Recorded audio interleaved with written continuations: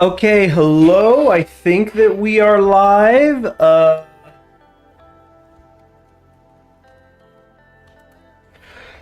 Um, all right. Yeah, I probably should talk to see if anybody is going to be able to hear me. But hello, everybody. I'm Kong. Oh, uh-oh. I thought OBS was about to crash on me there for a second. Check good old Task Manager. Ooh, what is eating up a bunch of my... Oh, I have all these Chrome tabs open. Don't worry, everybody. I'm not in the triple digits like I used to be. Yeah, hold on. I just need to... Hold on, I gotta save a couple things. Hold on. Yeah, I'm gonna close a bunch of tabs I got here in the other monitor. I just want to save a couple of very important pieces of art. Comic book thing. Just want to save that, and then I'll close these. I hope everybody has had a good holidays, a Merry Christmas, Kwanzaa, Hanukkah, etc., etc., etc. Oh shoot, I forgot two things in the other room. But I also gotta save this. Okay, hold on. Let me come over here. Part 1, save. Oh man, my hard drive has been acting up a little bit. The internet too. You know what? I need to... Alright, there we go. Okay, part 1, saved. And then, Jesus. Come on, right click, dang it. Hey, Caden Montans. All right, I like the cat profile picture. Okay, so somebody's there. Uh-oh. Uh-oh. Is it all black screen, y'all? That is a problem. Or wait. Huh?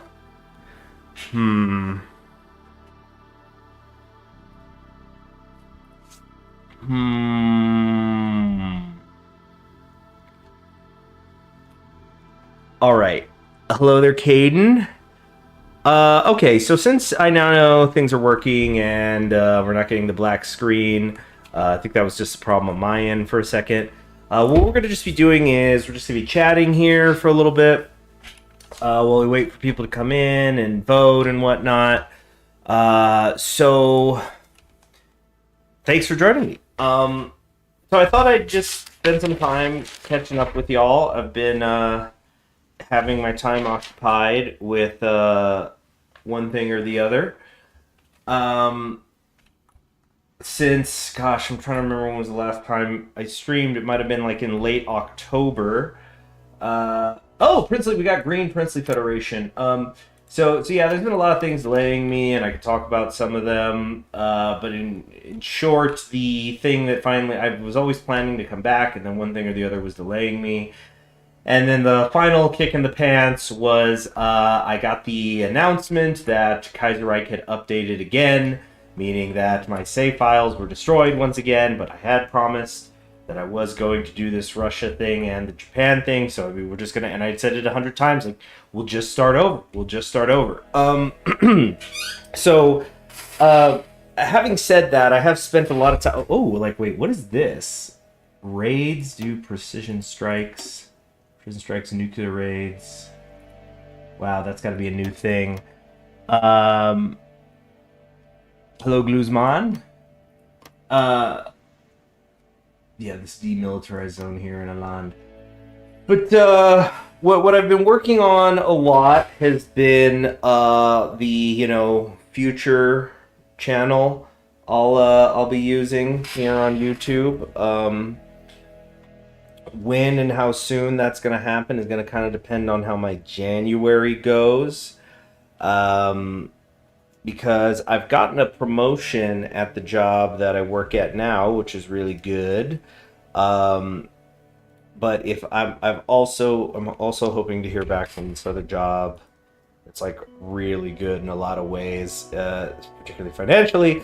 And if I can get that, then the transition is going to happen pretty quickly here. Well, I mean, how should I say? It's like the preparations, the stuff that I need to do that requires more cash, I'll be able to get done sooner. And honestly, though, it's not even the cash that's slowing me down. Like if I went out tomorrow and I got a lotto ticket and I had $1 million, okay, maybe $1 million, and I wouldn't have to work for a little bit. But like, what I just mean is like there's some things that I got to still work on that are just going to take time and effort more than straight cash. So, for example, one that I could talk about is that I think I might change where I'm streaming. You guys have known for a while that like this room that I'm in right now, there's like a real echoiness in here, and I think actually when I close the door, it always makes it worse. Like if I close this now, I don't know how that, like, at least to me, it sounds even more echoey. It's more booming. Like I need a way to kind of deaden that. So it's essentially audio. Yeah, audio is what I want to figure out because I want to have really, really good audio when I switch to my next project. And that's like the most important thing. So I've been trying, you know what, before I even really get comfortable here, because we're going to be talking for a while, which I think people like. People tend to like. We're just going to talk here for a while, like I said, so people can keep coming in and voting. So let me go grab myself. I was gonna get water, and then what was the other thing that I was missing? Okay, I got that pin there. I don't know, but I definitely need water, so I'll be right back. Oh yeah, tissues, because I'm still feeling a little bit phlegmy, and is OBS crashing on me? No, we're good? Okay, there was like, it kind of grayed out for a second. Anyway, I'll be right back.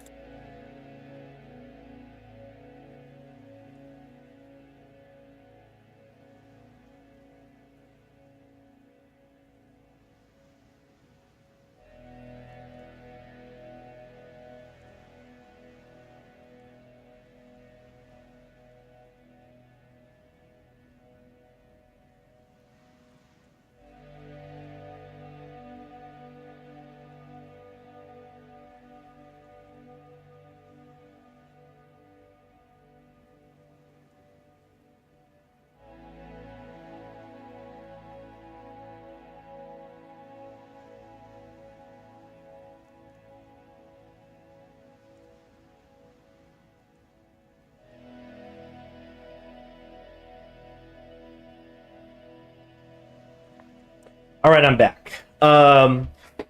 So, by the way, I'm probably going to be muting a decent amount here and there because I've still got, like, I feel okay. I don't have, like, body ache or anything or nausea, but I kind of have some phlegm and a little bit of a cough going. I basically, I was fighting off a cold last couple days.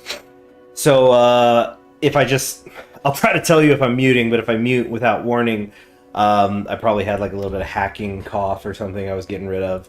But I feel pretty good right now. Some guys from Yemen woke you up in the middle of the night, rude. Is that like a missiles joke? So yeah, I guess, how's everybody doing? Like, let's just chat for a while, do a little Zatsudan, right? While we wait, been doing the holidays, seeing family. I'm on vacation right now, but it is a missile joke, but I'm on vacation right now, but vacation, as we know, is oftentimes just to catch up on other things. So I've been doing that. What's been new? Yeah, I had Thanksgiving, we had Christmas. I've gone out of town a few times, I think. I've been moving around a lot since the last time that I streamed. Any Stormlight fans out there? Stormlight 5 dropped. Of course, I already quickly finished it. It's funny, I wasn't sure how much time I wanted to give myself to read Stormlight. And when it came in, I opened it up, and the table of contents is like the second or third page, and I saw that unlike some of the other Stormlight Archive books that are in like 5 parts, this one was divided into 10 because there's it's literally divided by days. Now, if you've never read Stormlight Archive, me saying that it's divided into 10 days doesn't matter. And if you have, it also doesn't matter. But the only thing you need to know is that the fifth Stormlight Archive book takes place over 10 days. So I immediately thought, oh, that's perfect. It's like it's its own schedule. So I will just read one of these sections a day for 10 days. And so it's like I'll be experiencing the 10 days along with the character. Now, that did end up getting modified because day 9 was so freaking crazy that I was like, I need some time to reflect on day 9. I need to think about day 9 for a while. And a while meaning like just a day. So it's like, okay, I pushed it. So I finished, I finished Stormlight 5 already a couple weeks ago. Definitely not a perfect book, but a book with some perfect moments. Maybe is how I would say it. Hold on. Yeah, you see what I'm talking about? I need to mute for the phlegm sometimes.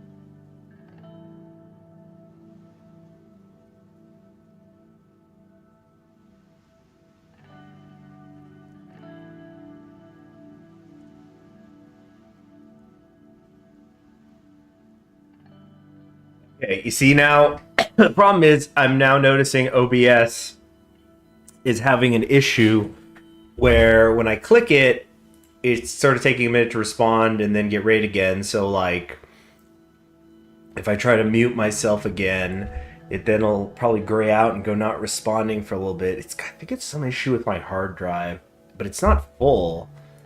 I don't know. Man, quiet chat. I know there's a decent amount of you in there, and yet it's pretty quiet.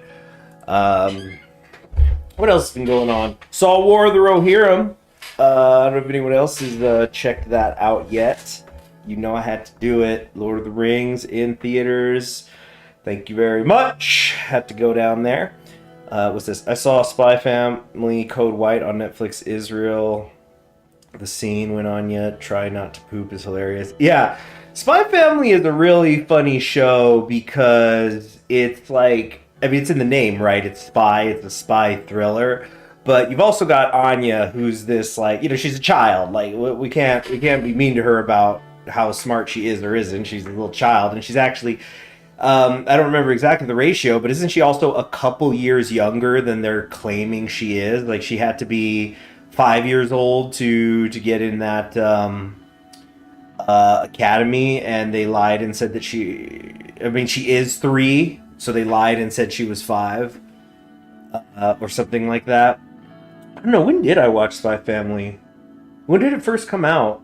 Like, I haven't seen the newest season, and I'm not going to watch that before I catch up on ReZero. But ReZero I'm letting accumulate right now, just because I know I'll be fiending for it once I start watching. I've been hearing though via osmosis, like, because I was a little bit nervous about, and I guess I still am because I haven't experienced it for myself yet. But the thing with ReZero season 2, without getting into spoilers, is that it was clearly the end of an arc. Like it was like, oh, this is the end of an act. It's not, the story's not over. There's a lot we have to do, but it kind of just capstoned the whole series so far in a really great way that there's a part of me that's like, okay, but then now can they continue from this moment at this same quality level?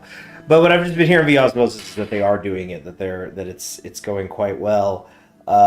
So we'll see. Now I haven't read the light novels, but I've been informed that as a Rem fan, and I am a Rem fan, and I somehow am without hating Amelia. Believe it or not, that is possible.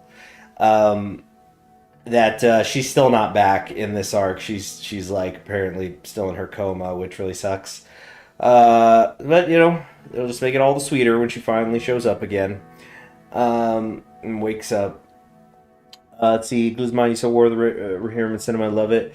Yeah, it was really cool. I mean, I'm not gonna sit here and say it was a perfect movie, but I thought it was good. I definitely think I'll watch it again in the future.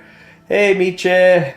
Uh, but like I've been, once I watched it, I kind of thought, okay, so how are people feeling about this film? Let me look it up online.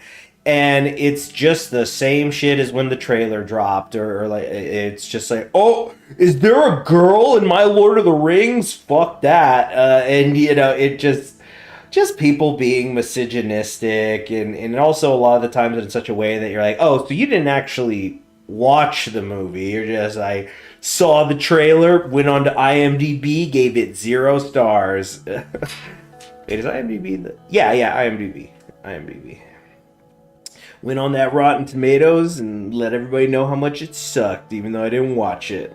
And I really did it. Yeah, the Hammerhand scene, that was, I literally was telling a couple of friends, like, I just need them to do that correct, and that'll be enough. I mean, obviously it's not enough, but it was good. I mean, it was, I mean, I'm probably, there's also a lot of people who are having trouble with it being anime. I mean, anybody who's been a fan of this channel knows I consume a lot of anime.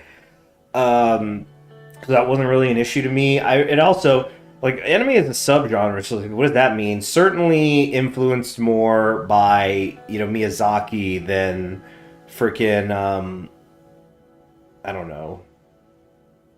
What's it, like some trash ass isekai around these days? One of them. There's billions of them. Pick one. But yeah, like it had a lot of. That's what I kept thinking a lot in the is you had a lot of those Miyazaki touches, which are also Lord of the Rings touches, but like the emphasis on nature and like the fantastical elements of animals and spirits, how they're portrayed, and you had a female protagonist, which is like a big time Miyazaki calling card. Suzerain music, yes it is. Yeah, I just put it on thing because there was like a new menu music thing, and I didn't know if it was copyrighted. I think the menu music tends to be, which is fine unless you're streaming and you're gonna get dinged for it. Like I got dinged. That was one of the reasons I took a little break. Was I got dinged on something. I got a fucking slap on the wrist from YouTube over something I had played during one of these streams. I don't remember what. So I was on probation. Yeah, I'm on probation. One second, I gotta clean something here. But War of the Rohirrim was good. I mean, like I was telling somebody hello Hamtar, Merry Christmas to you too. It's like how would I define the main character? Woman who is daughter of a Chad and sister to 2 Chads, is herself also a Chad, as it turns out. But like I've been seeing the Mary Sue claims, it's just ridiculous. It's like, do I want to get into spoilers? I probably shouldn't. But it's like there's one particular thing that like one of her brothers does in the movie, and it's like that is so much more impressive than anything she did, and nobody is complaining about that. Like, so you kind of ultimately know where the people who are complaining about her as a character are coming from.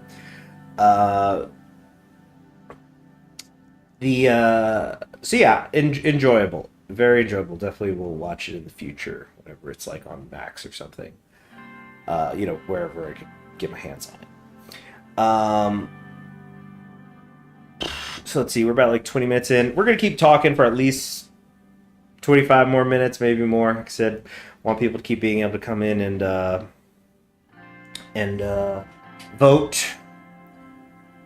Yeah, we've had the election since the last time I was on. Yet another reason why and ultimately they're just excuses. I'm ashamed of it.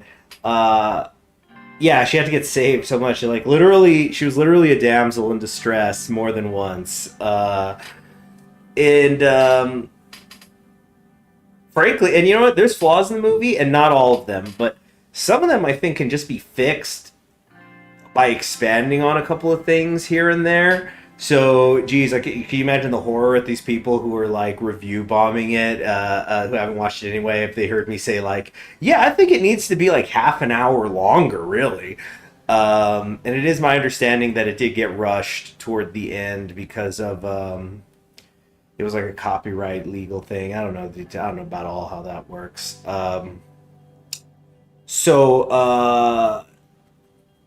Yeah, the election, it was like, do I want to stream and have people, because it's like, I'm the history, political science, government guy. It's like, do I want to be streaming and I'm, stressing about trying to get a pocket closed in like Lithuania or whatever, and then people are asking me, let's talk about the popular vote. But I guess we could talk a little bit about the election or whatever.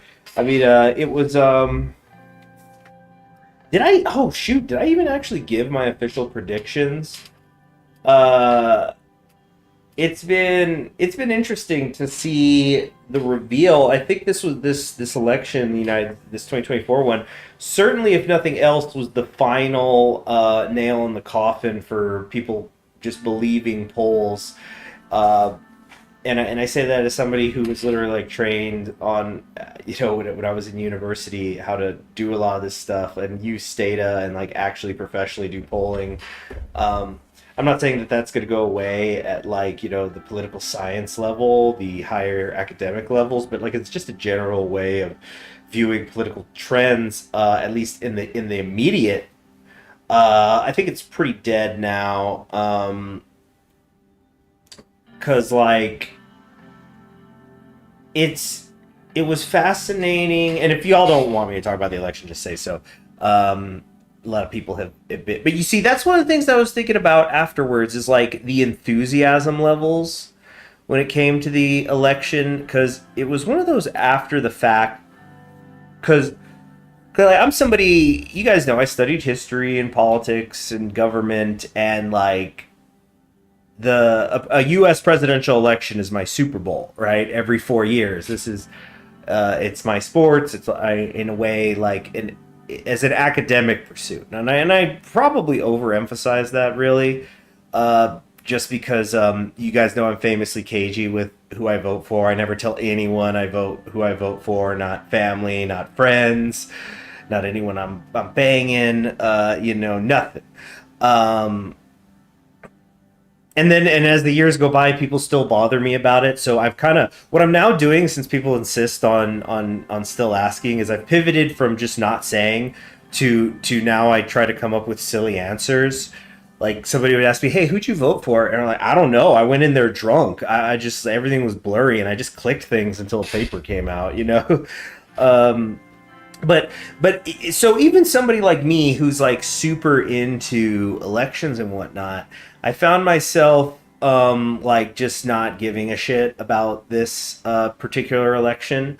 And it's like passion levels don't mean anything. Like you could, whether you're, wearing a t-shirt and a top hat with your favorite candidate's face all over them, and like, you've contributed thousands of dollars to their campaign, you and the person who was just like, I got out of work 10 minutes early today, I guess I will go by and vote.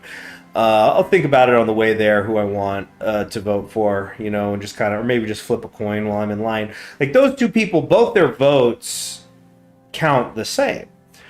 And so I find now the post-election stuff much more fascinating than pre-election. Because then it becomes, okay, now we literally have the data Because it's one thing to say on a phone call or to answer a text message survey saying like, oh yeah, I'm going to vote for so-and-so or whatever. And it's another thing to actually, get in a car or walk your ass down to a voting center and do it. And I think it actually was Jon Stewart who once did a joke, and I can't remember the exact phrasing, but he was essentially like, the reason we vote every 4 years is to verify the accuracy of our polling. That's the important thing. Oh yeah, and also like there's somebody becomes president. So like, I remember at one point in September, I told myself I'm just not even going to look at the news for all of September, and see how that goes, and especially political news. And then I came back after that month because I have friends who were really involved, and it's like, so what I miss? And like, it's like, oh, there was like 2 things, but honestly, nothing really happened. And because it's just all dog and pony show, and it wasn't until after the election I thought, well, wait a second, I'm somebody who has devoted their adult life to trying to understand society and its culture and its politics and things like this. And even I was just like, I don't really want to get into this. Because it's like the election never ends. And especially with the attention span of cycles. Like, so just purely from like a another loogie. Hold on, I'm gonna mute again.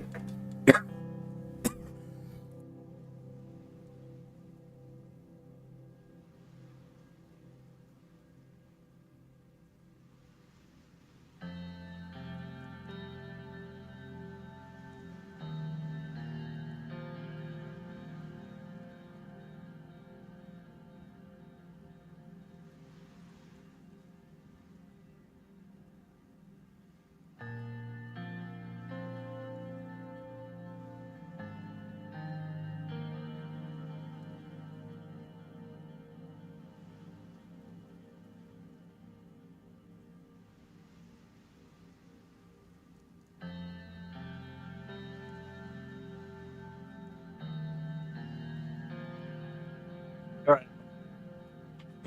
Oh, OBS actually seems to be doing better now. But yeah, it was one of those things that, like, they say a rising tide lifts all boats and vice versa. So if I'm somebody who, like, this is my passion, and even I was like, I don't really fucking care.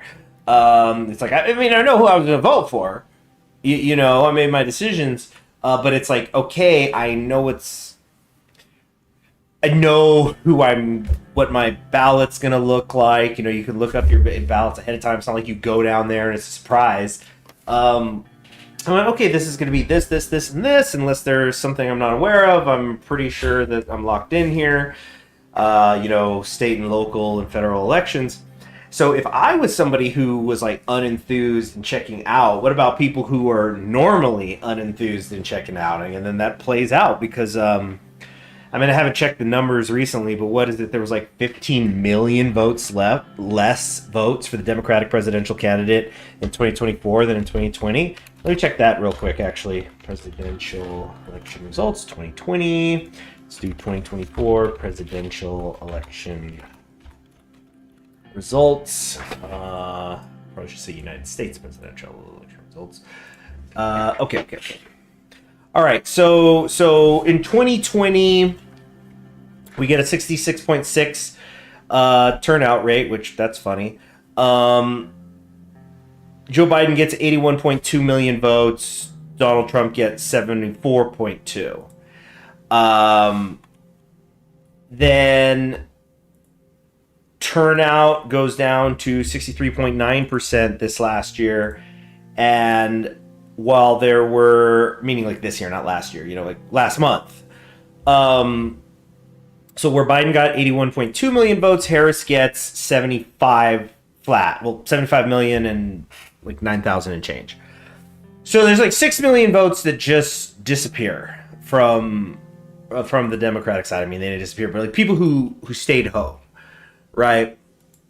and Trump's numbers actually go up. But how is he in the percentage? So 49.9. 46.5.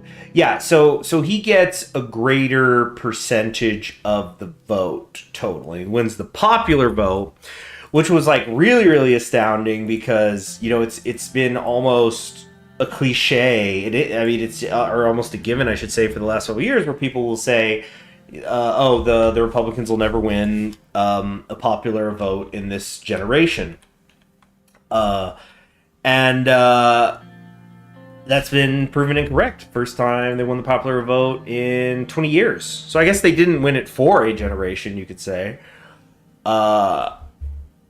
Yeah, it's certainly been interesting. I have been enjoying every once in a while going in, looking at some specific things, how things turned out. Boy, the third party votes just evaporated though, huh? Like I'm trying to, let's see here. I'm trying to look up the numbers. Well, I don't know.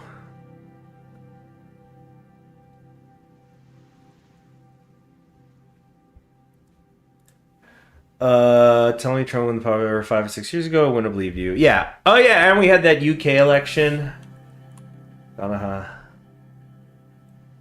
Why did they do a Russia update? Aren't other countries needing focus trees? Well, Miche, I think that what the Kaiserreich team generally tries to do is they don't. It's not like everybody's always working on one section. It's you have a lot of different teams that are working on their specific area of Kaiserreich. So there's like a China team, there's an India team, there's a Russia team, etc., etc. So it's I mean, everyone's going to work at a different pace, so I think it depends on that. I think, like, I don't know what's going on with the India thing. Don't quote me on this, but I feel like at some point this year, there was like an announcement that it was going to get severely delayed. Like, I think an India dev went away or something. One sec. I am going to. I should probably post in the Kaiserreich.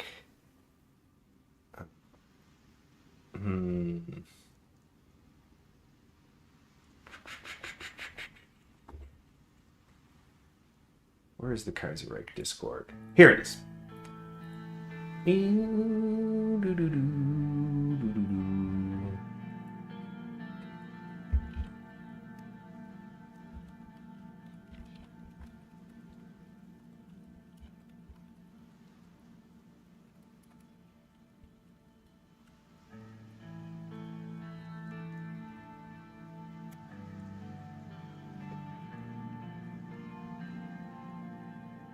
Gosh, what a ridiculous title this stream does have. Farewell Graduating Campaign number 53. Guys keep pulling me back in. I promised I was going to do these things. So yeah, let's see. We had that election happen. We had, you know, I'm going to go grab my calendar. See what else. Goodness, it's been a while.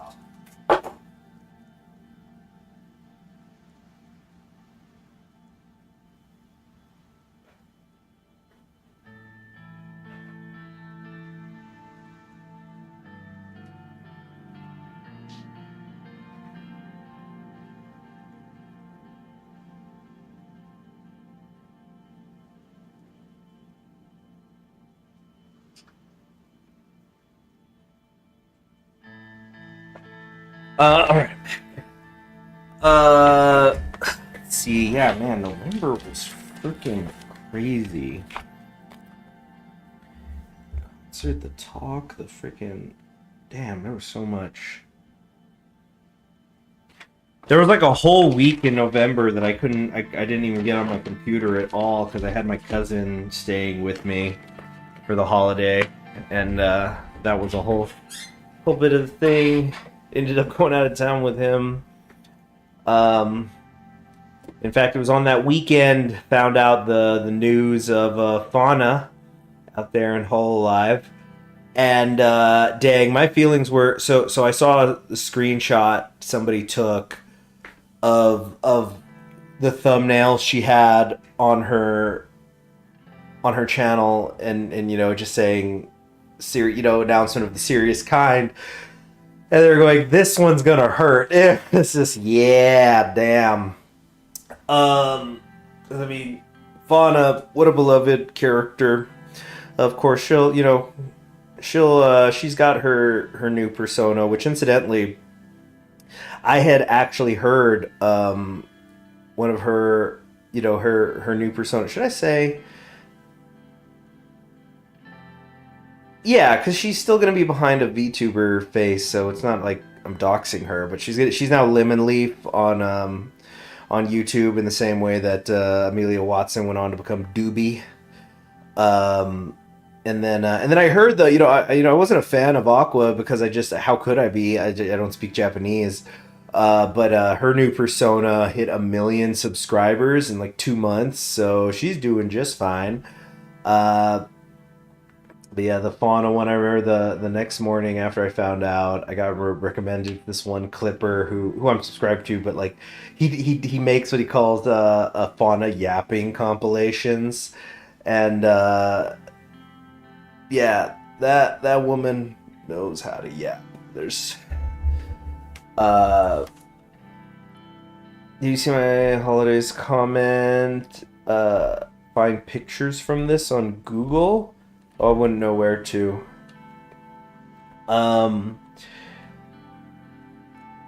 on a sec. I'm gonna mute the. Oh no, OBS's. Oh, don't buffer OBS. No.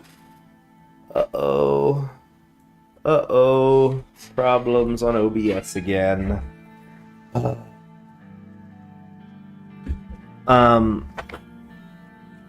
But yeah, at one point, I found myself out in man. The chat is so quiet today. But you know what? I think people, I'm either boring people or they're leaving to come back later. Who's to say?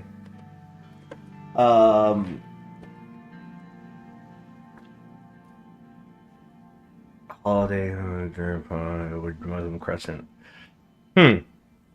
So all holiday festival. That's interesting.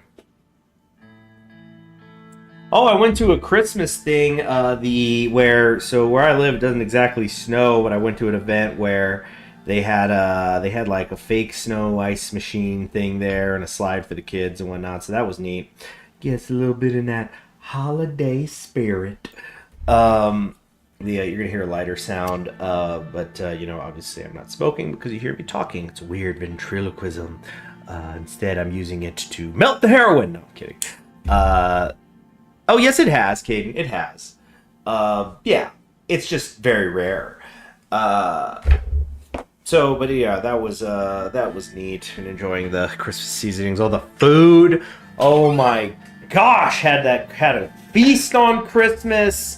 I didn't like eat other than like I had like a kiwi, you know, there's that kind of thing. Like I had for like 24 hours after I ate a really big meal on Christmas Day.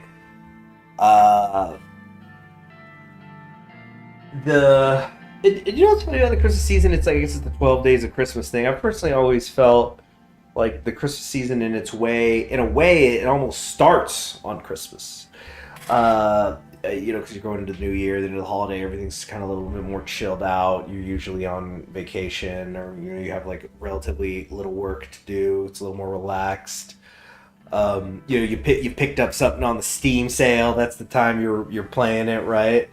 I haven't even looked at the last few Steam sales. Like, I'm all right on games. I mean, you guys are here. You know I'm a grand strategy gamer. Freaking playing I still can't believe they released Crusader Kings 3. I wasn't done with 2. I don't have 5,000 hours in it yet. Anyway, the music's gonna cut out for a minute here, I think. I'm trying to no OBS, no. Also, I noticed when I was because you haven't streamed in a few weeks, but it looks like there's like a new thing here. I haven't really looked at it on the chat. I really gotta mute this. Okay, there's gonna be no desktop audio for like a minute. I I feel like me having Russia open is influencing the vote, so I'm gonna just grab some other country to do it. Is this a new wallpaper? Some Yat-Sin back there. Kuomintang. What's this? Something de France? Oh, thank you, Guzman. Happy Hanukkah to you too. Yeah, let's just select that. I'm in the menu music. I'm in the menu music. Okay. Good. We're all set there. Oh,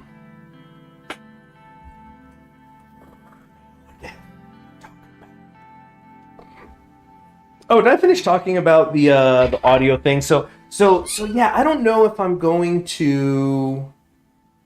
Yeah, that's right. I got distracted because I went to go get water. But I don't know what I want to do here. I'm thinking about maybe adjusting this room in such a way that I could deaden the noise better. And I'm trying to research a few different ways to do that. The blanket method seems to be like the relatively cheap one. Like you literally hang blankets on the walls, and it muffles stuff. I don't think I as much have to worry about background noise. The main thing is I think I just need to deaden it so there isn't this sort of echo happening. Kane Hall, the horrors of bland British cooking on Christmas. I'm so sorry. Yeah, the British had to create. The British ran out and created what's the joke? British cuisine and women have ensured that the men are the greatest sailors in the world. We gotta get out of here and go find something. Dang, shots fired at English women. Just gonna water them, So yeah, I think I might do the blanket method. The foam crap, it seems like overpriced and doesn't really seem to work as much. So I might do that, but what I'm also thinking is maybe moving the computer, like instead of using this room, move the computer. So like I might move this back to my bedroom, where like the acoustics would be better. I don't know though, because I've actually been on a streak lately of I'm actually sleeping pretty good. Since actually about around when I stopped playing or stopped streaming in October. Probably like later that same week, I've just had like I've only 2 days. Like normally I'm a very bad sleeper, but only had a couple days where I actually had a freak out moment the other day, and I'm going to tell y'all, because if I was specified who this was, my friends would make fun of me, but I had a weird dream, but it wasn't even a dream. I was sleeping, and what I had done was I had fallen asleep with blinds open on a window that faces where the sun rises in that direction. So, you know, if you leave that open when the sun's up, you're going to get up too, because it's going to come up, and I usually don't do that. Especially with my current schedule, I can sleep in a little bit later. So I was, I guess, like I was in the middle of a deep sleep, dreaming sleep, and then the light starts to come through, and so I guess my body was like partially waking up, but not fully. So I was like in dream mode, still. So I thought somebody was waking me up. Like they were like, you know, tapping me on the shoulders. I laid down going like, hey, you have to wake up. And I just went, you know, I'm like, no, because I then like, wait, what time is it? No, I don't have to be up for like an hour or something. I don't know. And so like I just then, you know, roll over and ignore the person. And then and so I turn away from the light and I'm going back to sleep, but then a part of my brain snaps and goes, there's nobody else in your bed right now. And I went, oh shit! And I like shouted that and just jumped up in my bed like so freaking fast, because I'm like, I'm being robbed, you know? And it went, and I was just like, and it was funny because like my cat was in another room and he came running in, like, something's wrong. But here's the part that I'm not telling people I know because they're gonna make fun of me for it. It actually was a specific person who I thought was trying to wake me up. I thought that it was Muna, the Indonesian. Like, and it's like there's an Indonesian woman in my bed, but like I didn't even think that. Like even after it happened, I wasn't thinking, oh, you know, I gotta. It's like, oh wow, this like famous person, but it was more, I'm getting robbed. So that was like, so I was a little tired that day because I had to go to sleep late the night before, and then that got me up early because like my heart was racing. But besides that, I've actually been sleeping really, really well.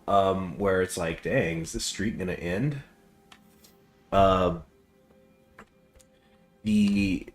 Like I slept in crazy late the other day. Let's see you in hell, baby. British made fish and chips, and it's pretty good. I have actually had the Gordon Ramsay fish and chips many years ago when I was in Las Vegas. Those were nice, yeah, and they had the good. What I remember liking more than the fish and chips though they had these like mixed drinks and like non-alcoholic. But it was like this. It was like there'd be like an apple cider, like they kind of would be like spiced drinks, but they're like the sort of drinks that were sweet, but they weren't overly sugary, and they kind of cleaned that palate cleanser drinks. Like I think, yeah, it was I think like one was an apple cider lemonade style or something like that. And I thought that was pretty, yeah, it was really tasty, and it was like contributing to the enjoyment of the meal, where it's like, you know, bite, bite, bite, oh, this, sip, sip, sip, and now my tongue's clean, and now I can mix it with this other sauce, and it's fresh, and that was really good. And I've never really seen anything like that until recently, where there's a sandwich place near, which I go to, where they'll have like a homemade drink like that too. So that's cool. Let's see, how are we doing on time? 47 minutes. Okay, we're going to give this like another 10 to 13 minutes. Still giving people time to come in. So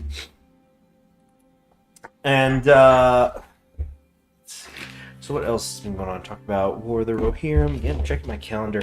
I think next year I'm finally gonna, which I haven't done this in many years, I'm finally gonna actually start keeping a diary. And I'm gonna try not to be too big about it, but it's like, meaning like I don't want to sit down for an hour, you know. But I've been thinking about. I started to do that thing, and I think I've talked about it on here before, where I would try to at the end of the day write down 3 things I did. It's like a way, because you sometimes, especially when you're like really, really busy, like, you get those points in your life where it feels like you're super busy, you're doing stuff all day long, and then at the end of the day you feel like you didn't get anything accomplished, even though you did, because it's like, I have to do 10 things today, and I only did 7 of them or whatever.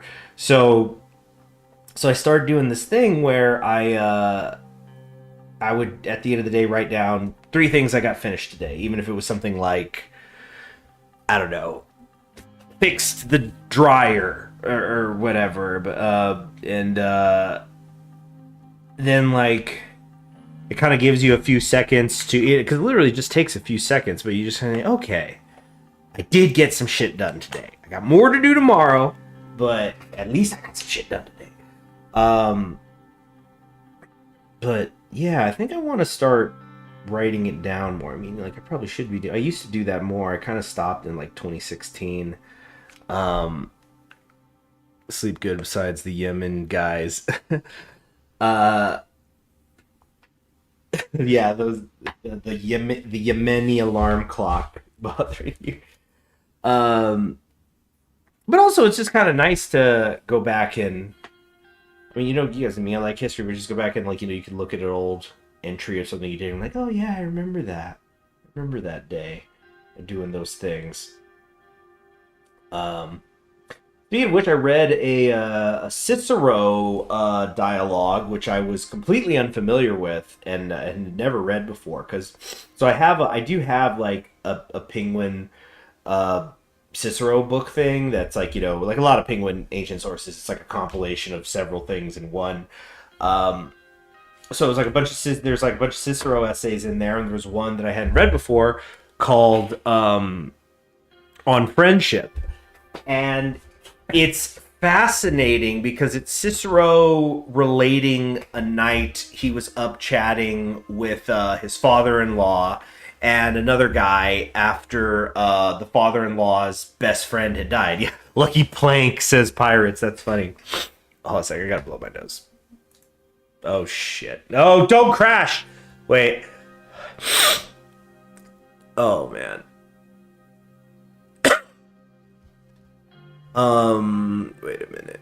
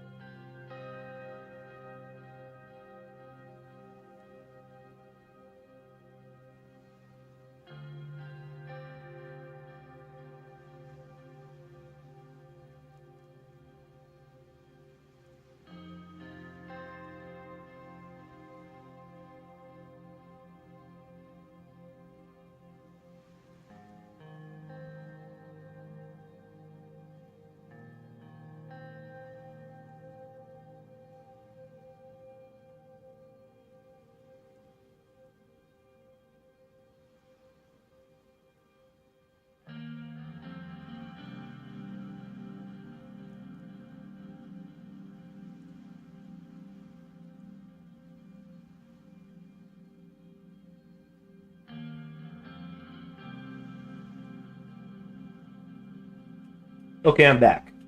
Um, so what the heck was I saying? Oh wow, it's real.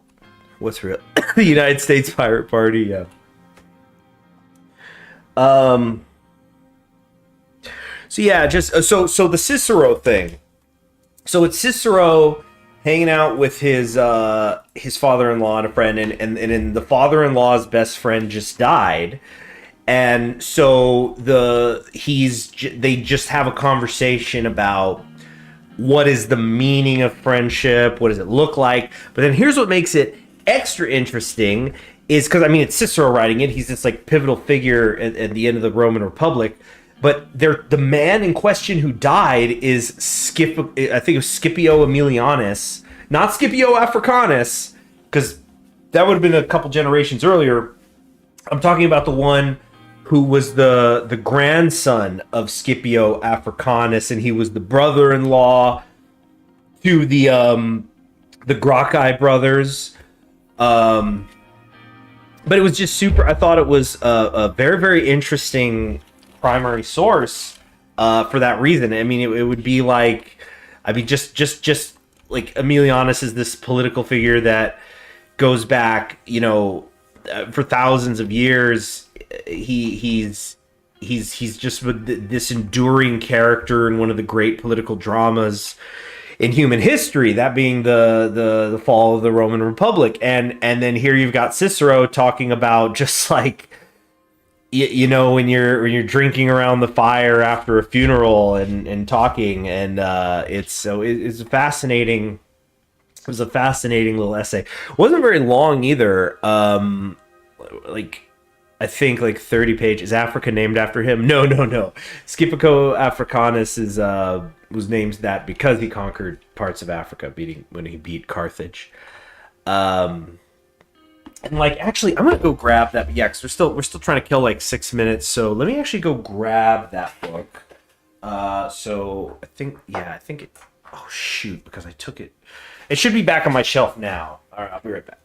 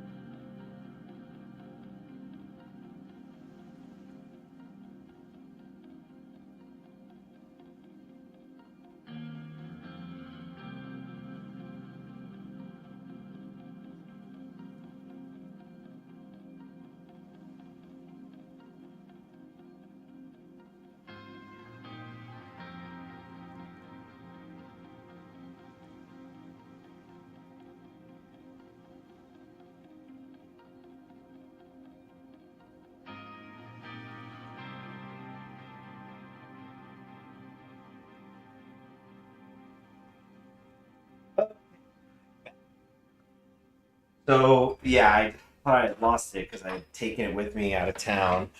Uh, all right. So, or I mean, yeah, Emilianus destroyed Carthage, but like even prior to that, Africanus had defeated Hannibal and whatnot. So Emilianus was his grandson. So anyway, I found it.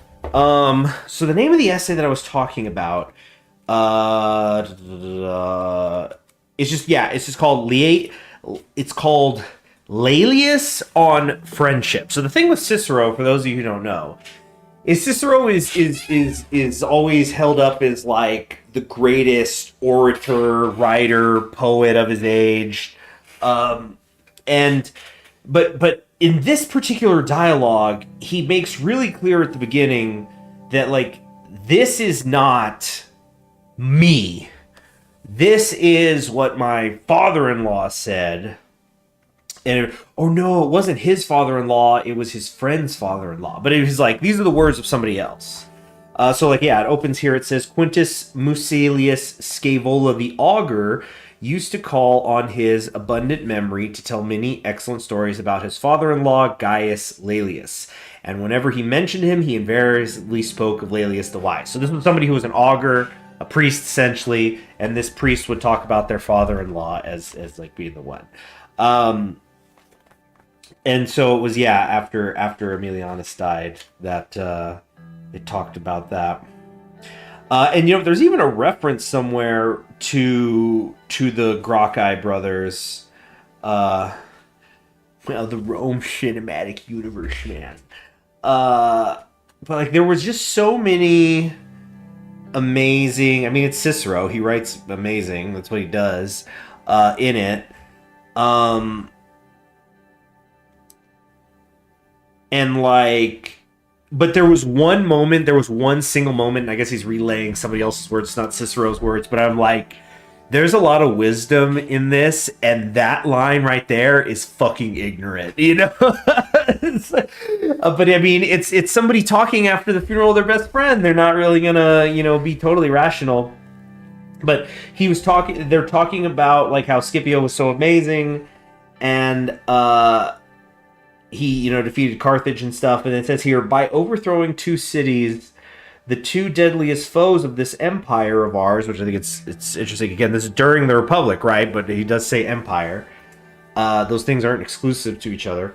But yeah, he totally abolished war, not just now, but for the whole of time to come, which is a world peace eternally, for which, I mean, you know, he's talking.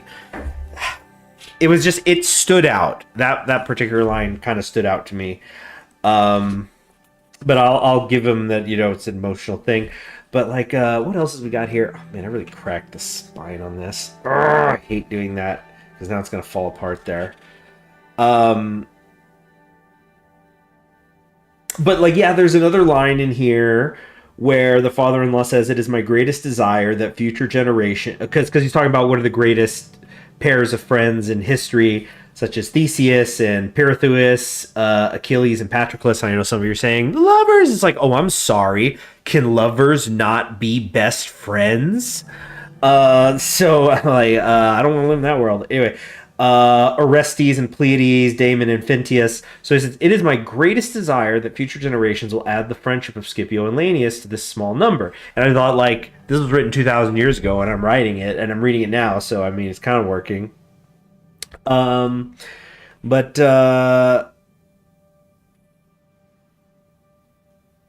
we go. So, like, I'm not going to read this, like, here, we'll read this paragraph, and then we'll close the poll here. The Gucci brothers are two words for it.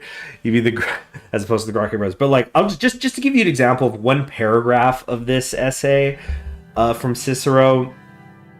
This is him talking about what are the benefits of friendship, and he says, quote, "Friendship then both adds a brighter glow to prosperity and relieves adversity by dividing and sharing the burden. And another of its very many and remarkable advantages is this. It is unique because of the bright rays of hope it projects into the future. It never allows the spirit to falter or fall. When a man thinks of a true friend, he is looking at himself in the mirror. Even when a friend is absent, he is present all the same. However poor he is rich. However weak, he is strong. And may I attempt to convey an even more difficult concept. Even when he is dead, he is still alive. He is alive because his friends still cherish him and remember him and long for him. This means that there is happiness even in his death. He ennobles the existences of those who are left behind." And like the whole essay is that way. I mean, it's just, he's fucking Cicero. This is what he do. And also a little bit writes like a play, because like apparently the reason this was written in the first place was because he was relaying the story to somebody, and he was just like, I don't want to write, and he said, then I said, then they said, so I'm just going to write it like it's a play. So it literally has next to whoever's talking the name of the person, but it's pretty cool. And it's, oh yeah, and the reason I was grabbing the physical book is I was trying to see how long it was, because I read this like between doing some other shit one day. So let's see, 227, and then what's the first page? Okay, 175. That's including the intro. So 175 to 227. So it's almost exactly 50 pages. And really, the font on the copy I have is bigger than on other books, so it's probably less. I don't know. But yeah, I was like, that was a nice little read. Oh, damn it. I got some sort of stain on the bottom of it. Did it get wet? What the hell happened? Anyway. Okay. So enough time has passed. We're waiting for people to come in, people to go, oh shoot, look who's streaming again. And oh shoot, there's one more thing I grabbed.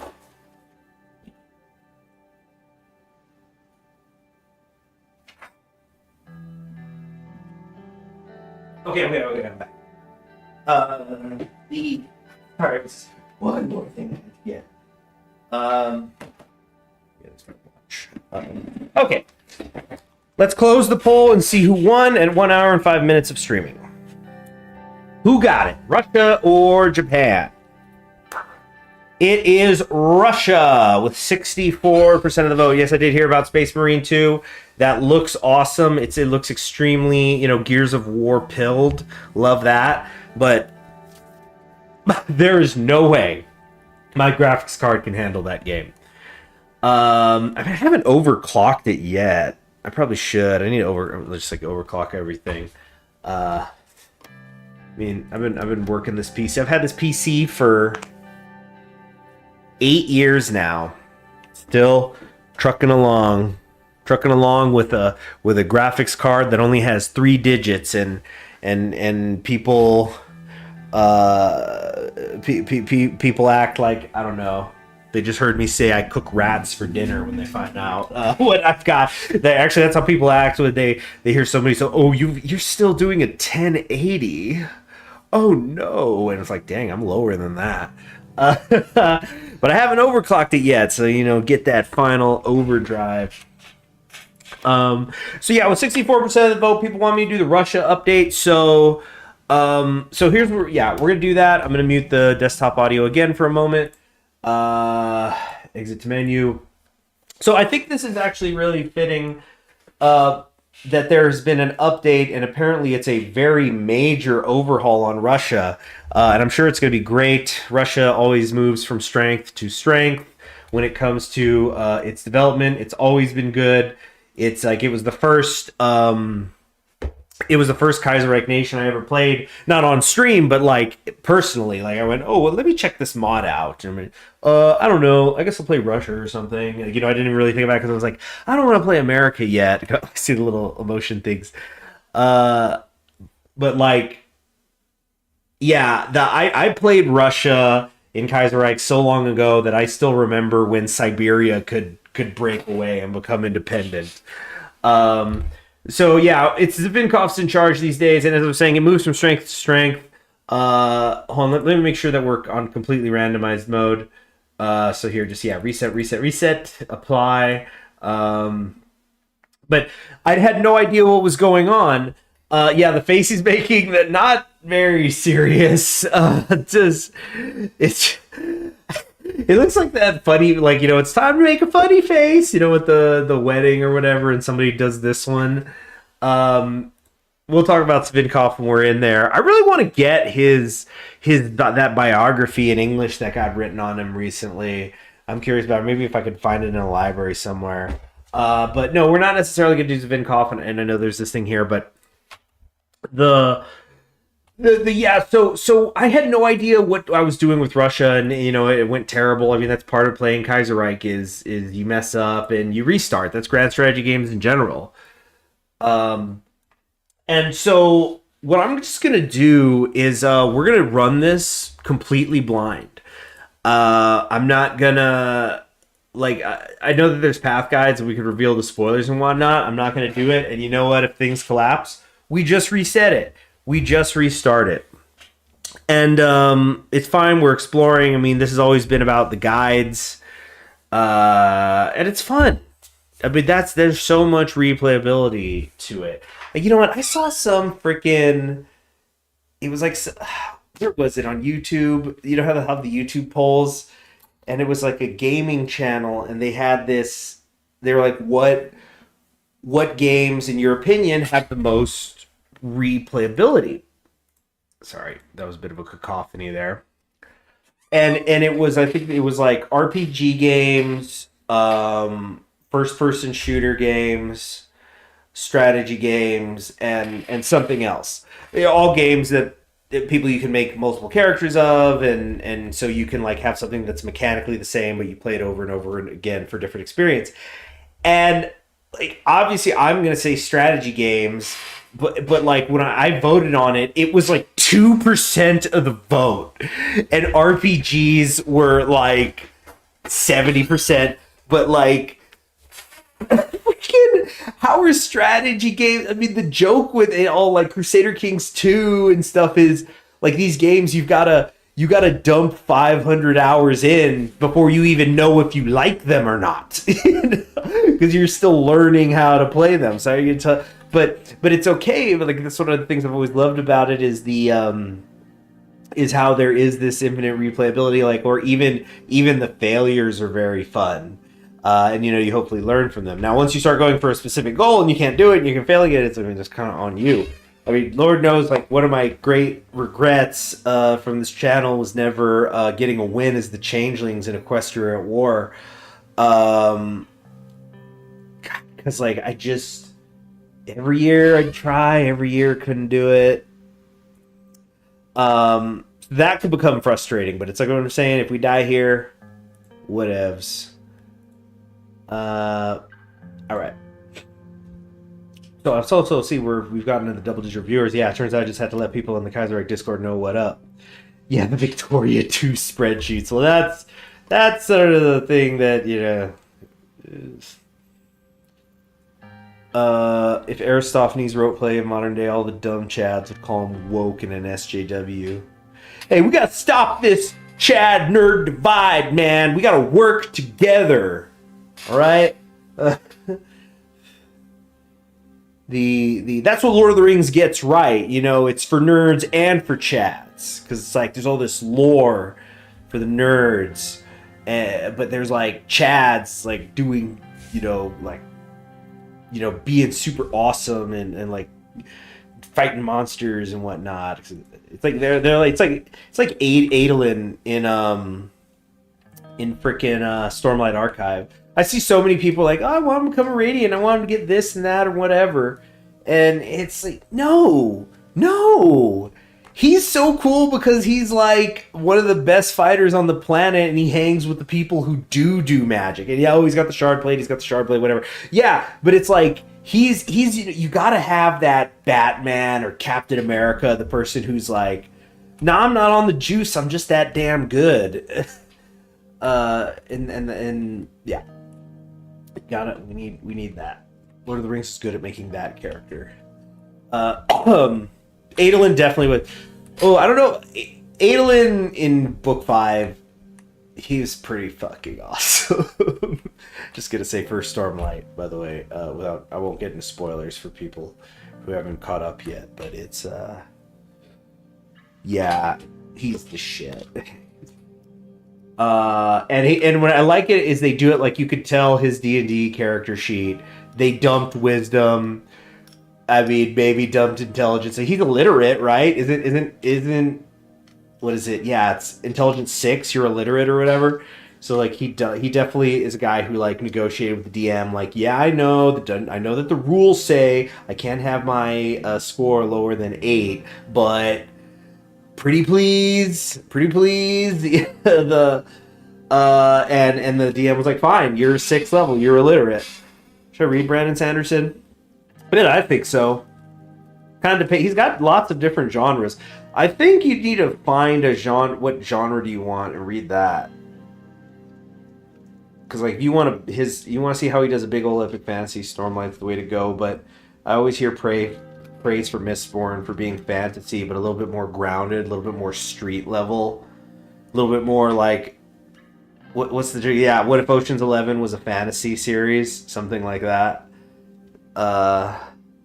Anyway, let's play the video game, shall we? Isn't that what you're here for? Sorry, it's because Fawn is leaving. And Chloe's leaving too, by the way. Oh man, that sucks so bad. She was one of the highlights of the festival last year. And I was like, can't wait to see what she does this year. And nope. Damn. But anyway, I think it's because Fawn has been leaving. I'm in yap mode. It's a tribute to her yapping spirit. Okay. So so we're gonna do this blind. I don't know what path I'm gonna take. I guess we'll maybe vote on it and like, how would I say? It's we'll vote on, do we want to do a czar run? Do we want to do red run? Do we want to do democratic run? And I'm gonna try it, and then if I fail, like I mess up, we'll then maybe vote on should I reset or live with the decision and whatnot. Yeah, Fauna leaving, big one. But oh yeah, did I ever finish saying her? Like I had heard her as Lemon Leaf years ago. I had known her like without even knowing it, because I think it was like I saw some thumbnail somebody had put of one of her videos, and it's like a joke. It was one of those joke things where it was the guy's got his computer open, and it's like Valorant or whatever, and he's lost 6 matches in a row. And he's just like in the complete dark, and in the other monitor it's like ASMR antidepressant or something. It's like bro is going through it. And so it was one of those kinds of things. It was some like ASMR, but it was like a funny one or had like a story. Years ago, it was actually no, I don't remember. I thought it was gonna be a funny one, and it actually was like really wholesome. And then there was a different funny one. But anyway, should roll for decisions. Oh, in the spirit of you dang. Think you're onto something, Tenbray. Wait, isn't that just what a random number generator is? That's really smart, I think, actually. Um, so, Russia has suffered the Great War, saw an unstable autocracy give way to an unstable republic before finally collapsing into the fratricidal horror of the Russian Civil War. The White Army would ultimately defeat the Bolsheviks after 7 long, blood-soaked years.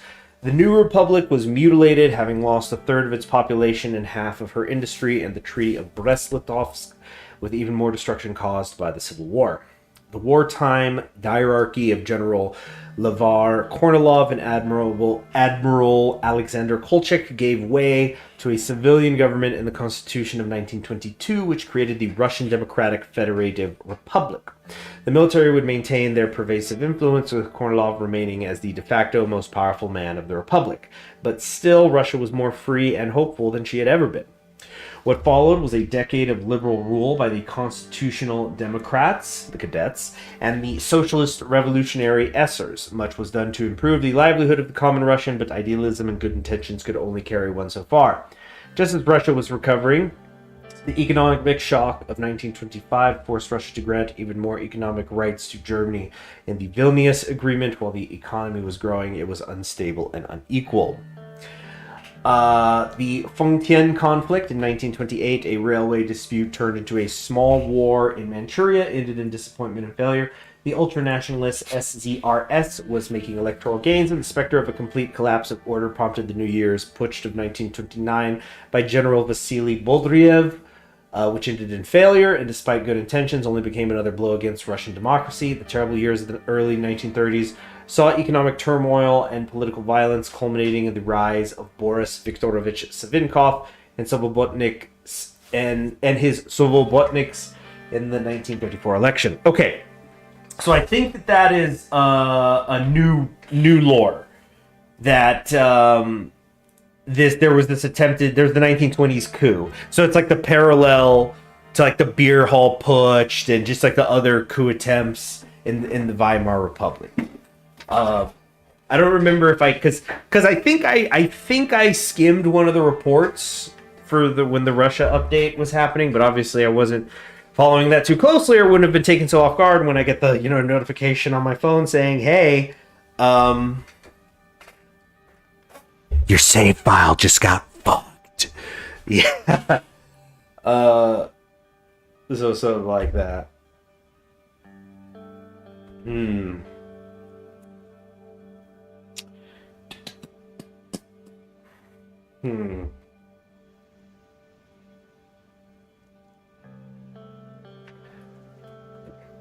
Pointless Hub. I haven't heard of Pointless Hub. If you want to, you should read Lloyd Alexander Fearden Chronicles. In a nutshell, it's Welsh Lord of the Rings. Look that up. Alexander Fearden. I probably spelling that wrong. Or the Chronicles of Fearden. Okay. What's this? Oh god, yeah. I think I'm gonna have to switch the search engines I'm using, because freaking.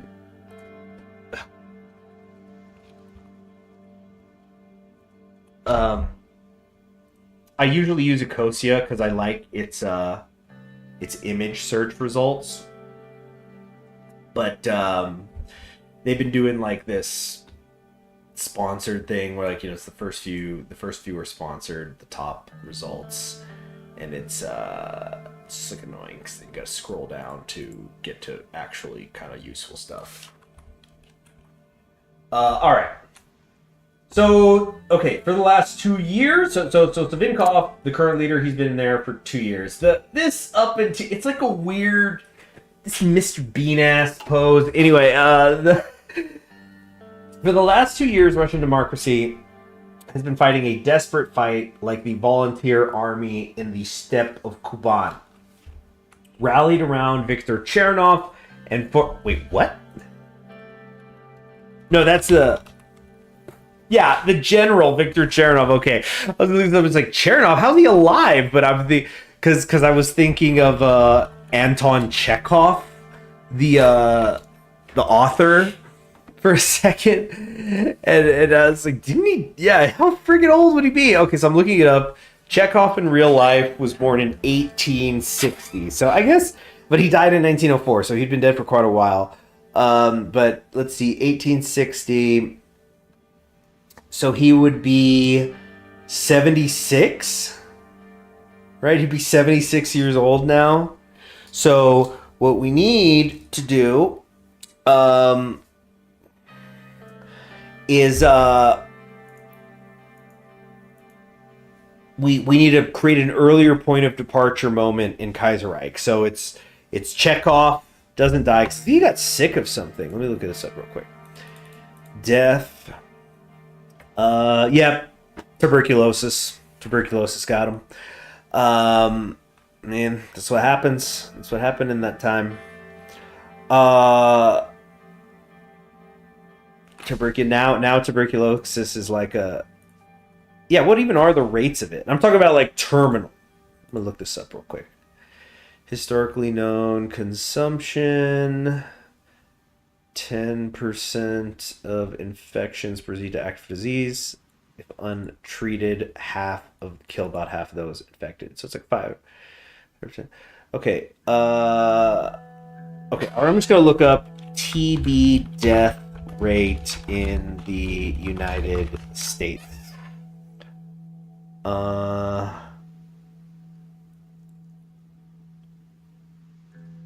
Okay. Let's check the CDC. You know, the CDC? Is that who you listen to? Is that who you... Shut up. Alright, Sorry I got like that. It's because I was talking with somebody the other day, and I was citing a source, and he goes, oh yeah, what source is that from? And I was like, the first syllable was out of my mouth before he was going, oh yeah, that seems legit. You know, he's like... you know, when you're arguing with somebody and they're like, you got a source on that? And then no matter what source you give them, they're going to say that was a bad one, you know? Hey there, Josh. So let's see here. National data, 2.9 a person. But, like, is there even... Okay, deaths. Okay, so in 2022, 565 people in the United States died of TB. 565 people. There's probably more people who died of shark attacks than that. But it's like, I just say that because it's like, yeah, it sucks that Anton Chekhov died of TB. But like, I remember years ago, I was dating somebody who they took a TB test. It was like they were doing like a health screening, and then it came back positive. And she's like, oh no, I got TB. And then, like, I just looked at it and went, no, you fucking don't. It's like, that is definitely a false positive. And sure enough, took a follow-up test, didn't have it. It's just like, that is, like, because, like, what was more likely? That or like, yeah, iron lung stonks, polio so back, baby. See, I'm sure it'll go up given how the horrors of the old diseases have been forgotten and the wave of conspiracy-minded half-wits have found audience with contrarian conspiracy people. Yeah, you're right. Oh yeah, so enough about TB. So all that just because I thought this was Chekhov, not Chernov. Viktor Chernov. Let's see here. Fortified in the state council and the Supreme Court, the opposition bloc has been fighting Savinkov's attempts at finalizing his dictatorship. In the shadows, General Kornilov eyes Savinkov with increasing distrust and fear, but the struggle is increasingly futile. Day by day, the hydra of national populism strangles Russia tighter. So, you've got the equivalent of the Nazis in charge. I mean the revanchist, militant, right-wing party. That's what Nazis are. Does that mean these guys are anti-Semitic? Not as far as I'm aware. I'm just throwing that out there. Definitely some new stuff going on here. I'm going to have to learn. So there's them, but it sounds like there's the possibility of a military coup, and we can also maybe get a more straightforward republic. Although, like, Chernov here is the orange. Which one's the orange? Socialist revolutionaries. shows you how split Russia is. That the social liberal party is still the social revolutionaries. It's the 1930s. It would be surprising if they weren't anti-Semitic. Yeah, I would say more. As far as I know, I've never heard of this Savinkov's folks being motivated by anti-Semitism. It's a casual anti-Semitism. It's like, what are we like? They're the kind of people who they're like, the Jews are controlling things, but then some sense you're right, or no. No. There might be people who are like, yeah, you got to watch out for the Jews. They're sneaky with their usury or whatever. I don't know, some old school thing like that. But then like if the equivalent of a Nazi was like, we need to build camps for them and we need to do this and that, and it's like, excuse me, all those resources, all that time and effort, all that money, no, we're gonna spend that on building guns because we just need to go into Berlin and have a little conversation. That's how I would feel. But like, let's just read what they're about. Actually, let's do it.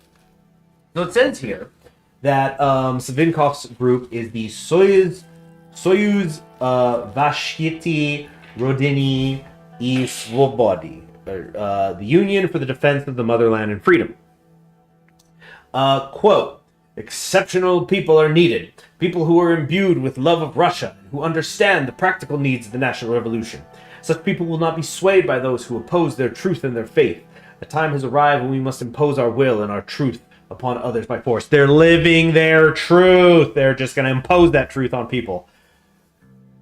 Oh my gosh, real quick, just not an important spoiler for Wind and Truth, Stormlight 5 book.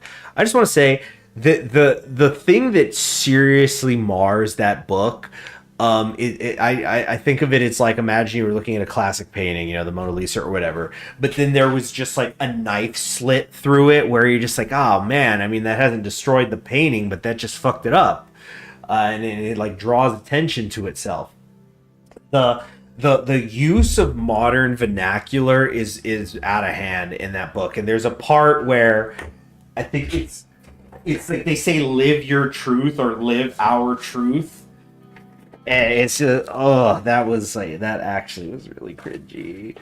I actually was trying to find it so I can find the exact wording. I mean, it's not spoilers, like whatever said it, but it was just, oh man, please don't do that.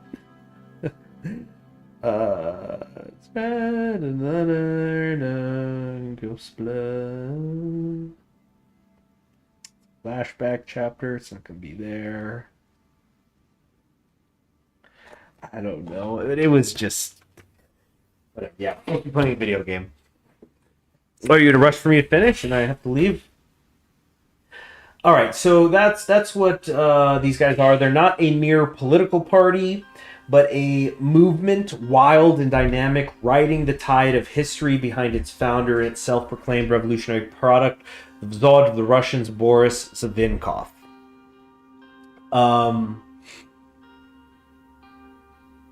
Originally a splinter of the Socialist Revolutionary Party that broke off in 1923, the movement sees itself as the continuation of all the blood and toil spilled in 1914, 1922, and they're willing to spill more until the great Third Russia is fair and free. Following the program of National Narodism, the SZRS is a party of peasants and veterans, seeing the true Russia in its endless plains. In practice, policies vary, but in principle, the SZRS, or the Svobodniks, are called by their enemies, never waver. Russia will save itself. So yeah, they're a nationalist party, a revanchist nationalist party that wants to take back the land they lost. But there's no, it's like that's priority one for everybody here. They're probably, I would say they probably squabble about tax policy, but they probably also barely care enough. I mean, I guess yeah. It's like, did the Nazis have tax policies? Of course they did. Was that what we remember them for? No, they kind of had a different agenda. That was the priority. To ask, I mean, yeah, so and maybe we'll probably find out more details as we go, but like in terms of like what is their position on healthcare, that's a little bit like asking what was Aragorn's tax policy, which was very good, by the way. The Shire all have money. Anyway. All right, so we know that now. Let's go to the next page. Legacy of the White Army. We are leaving for the steppe. We can only return if there is God's grace, but we need to light a torch so that there is at least one bright point among the darkness that has engulfed Russia. With these words, General Alexeyev's few hundred volunteers left Novocherkassk, led by Levar Kornilev and Mikhail Alexiev. Generals who had once commanded millions began their battles against the Reds with a force barely able to hold a single town. Fate, or at least the First Treaty of Brest-Litovsk, intervened, with huge swaths of Russia's former empire carved away by the Central Powers. Bolshevik power and legitimacy were weakened. The Czechoslovak Legion revolted, breathing life into Siberia's white resistance, which together would liberate much of Siberia. As battle lines were drawn between Russia's white periphery and red interior, both forces fought in the uneasy shadow of Germany. The Reds had been driven back by the Kaiser's armies, but the Whites found new, if distasteful, opportunities. The Whites' loose leadership of Levar Kornilov, Alexander Kolchak, and Boris Savinkov all declared their loyalty to the Entente, but this was a difficult fiction to uphold. France and Britain were collapsing, and the few troops they had on Russian soil were mutinous. No papers were signed or speeches given, but when the right promises were made, German supply chains began to roll into White stations. As the Whites coalesced, the Bolsheviks were instead struck by disaster. The assassination of Vladimir Lenin at the hands of a left SR in August 1918 cut the heart out of the Bolshevik government.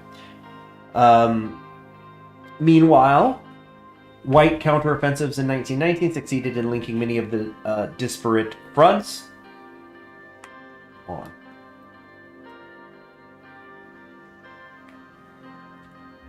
Allowing political unification under Alexander Kolchak as supreme ruler.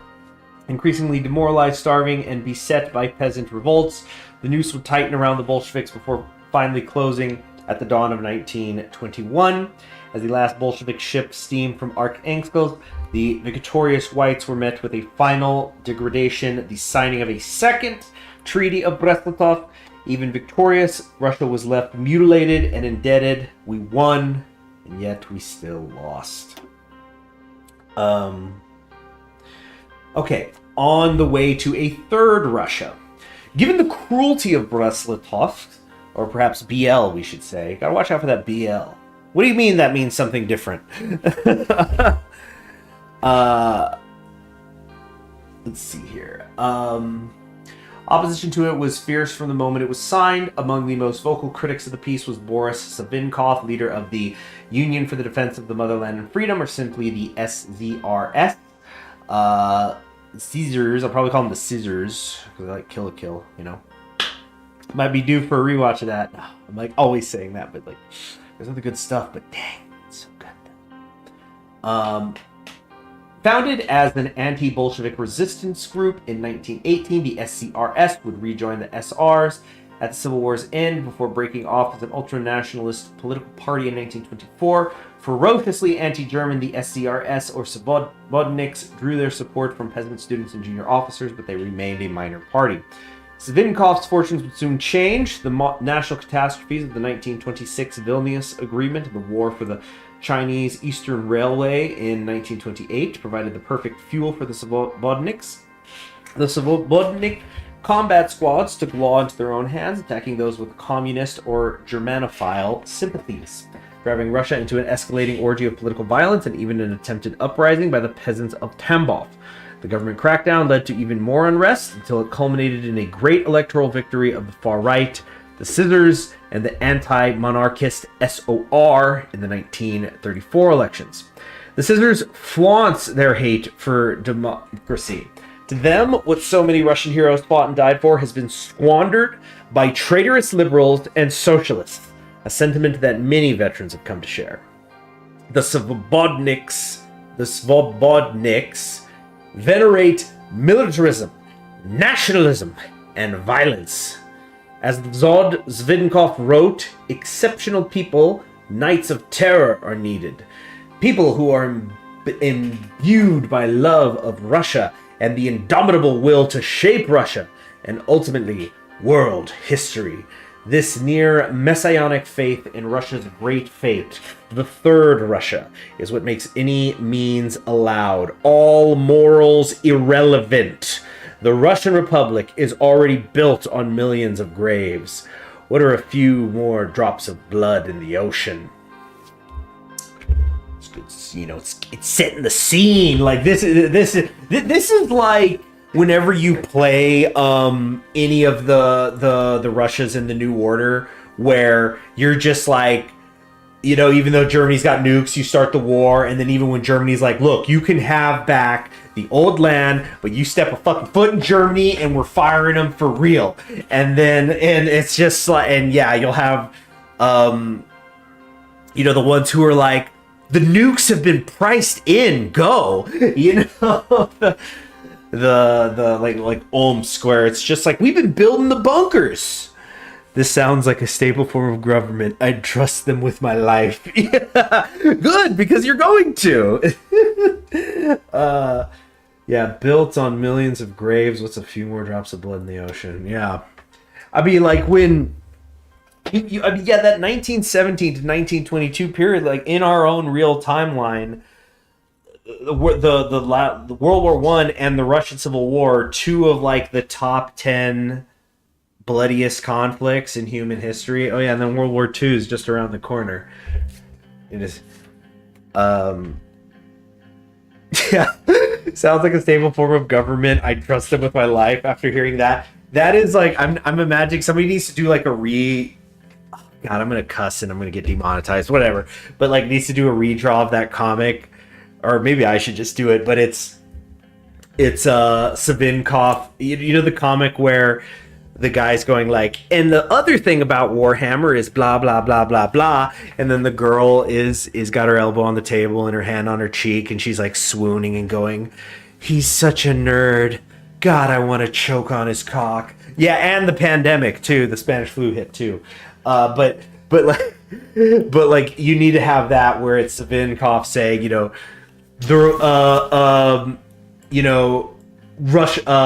Germany stole our land, millions must die, and then the girl is Russia just going, I trust this man with my life.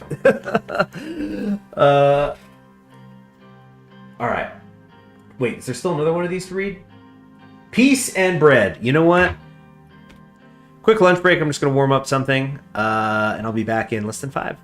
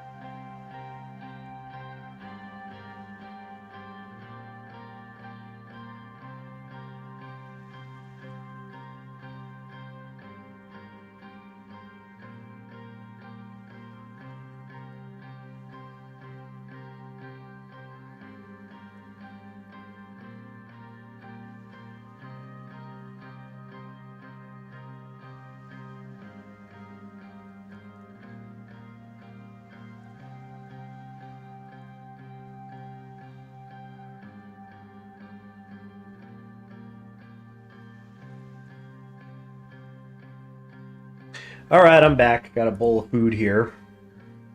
The Black League exists in all four timelines. Yep. All right. So this peace and bread thing, or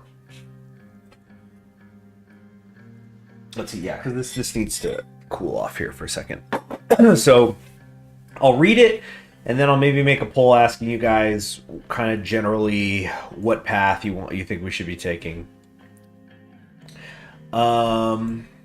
Peace, no matter how humiliating its terms, still gave Russia much needed opportunity to rebuild. The Constituent Assembly transitioned to an interim government, which in 1923 gave the newly declared Russian Democratic Federal Republic its first president, Alexander Guchkov. A coalition of SRs and cadets dominated the Duma and State Council, whose top priority was feeding the population through its controversial Raznorvatska, a highly unpopular policy of grain seizure.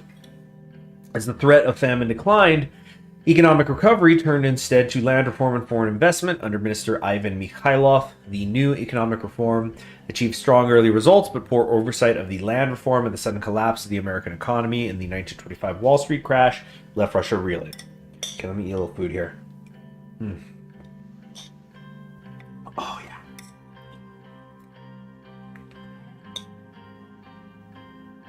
Is Tabinkov the emperor of mankind? Not yet.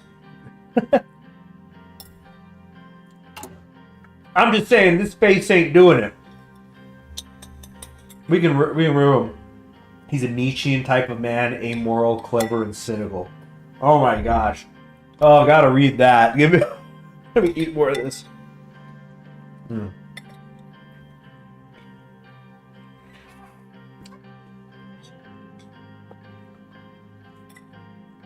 Okay.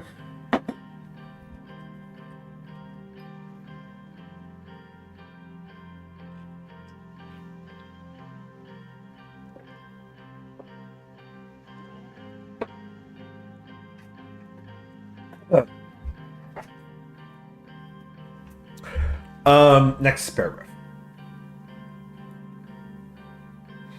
Faced with ballooning deficits, bankruptcies, and unemployment, Russia had little choice but to turn to Mitteleuropa.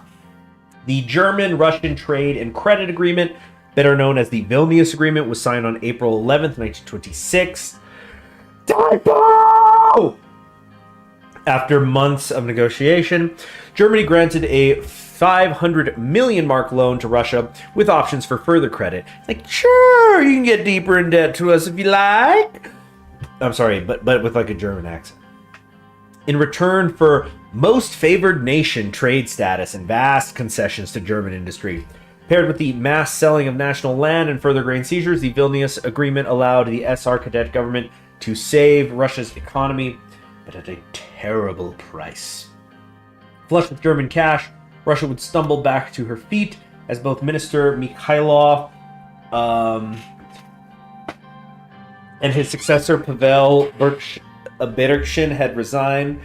Russia's economic policy would be taken over by Nikolai Kondratyev with the blessings of newly elected SR President Nikolai Avksentiev.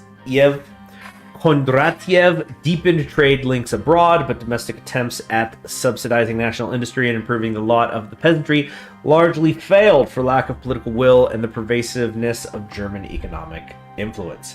And finally, we've gotten through that. Now, there are path guides here. We could reveal them. I'm not going to, or I mean, I just did, but I mean, like, I'm not going to use that.